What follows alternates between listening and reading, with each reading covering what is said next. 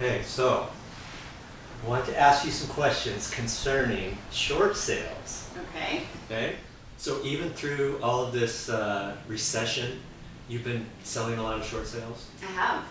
Because I hear different things on the radio.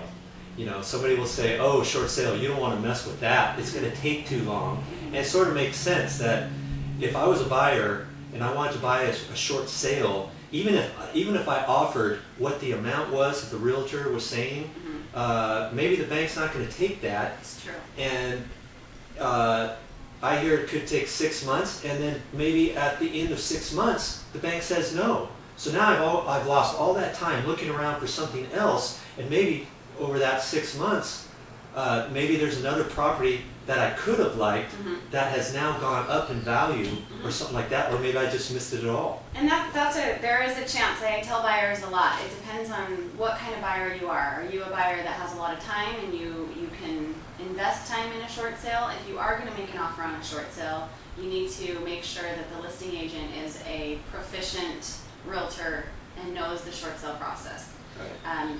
If I have a buyer and I'm not the listing agent on a property, if we are going to look at short sales, I look specifically for who that realtor is, and then I look to know if they know the short sale process. And then I also find out who the bank is, because some banks are better to work with than others. Right. And some of the local banks are great. You can actually get an approval. I've had some where we've gotten an approval within 45 days.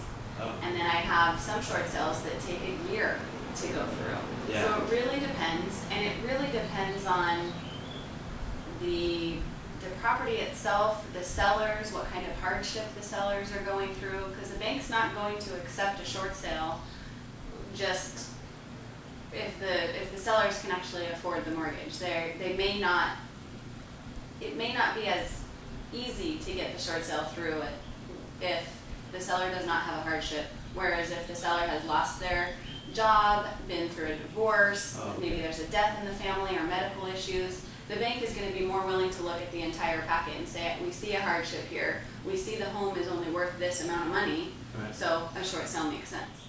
So then you're saying that if you have a buyer and you're trying to buy a short sale, once you see all the particulars on that, you might shy your buyer away from that if it doesn't feel good to you then? No, I'll never.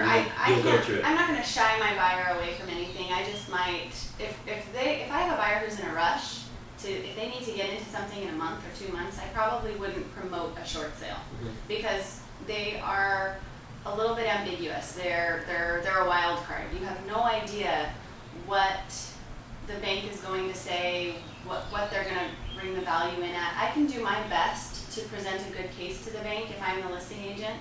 I can do my best to say, this is the seller's hardship, this is what the home is worth, this is why I have the house listed at this price.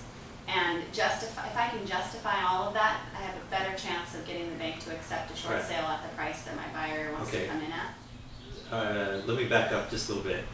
If you have 2 properties for sale, 2 short sales, you have a client who you want to have go through that process, you might turn one down as opposed to the other, depending if you don't feel comfortable with the bank, if you haven't worked with that bank before, sure.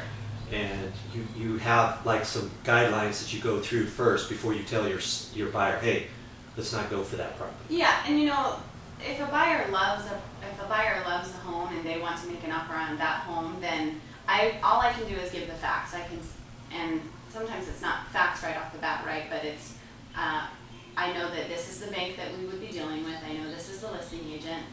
This is so on and so forth. If they love that home and they want to still jump those hurdles, then so be it. I'll work on that. Right. I just am saying there are ways to make sure that the short sale process can be more streamlined, because they are, like you said in the beginning, they can be a long, arduous process.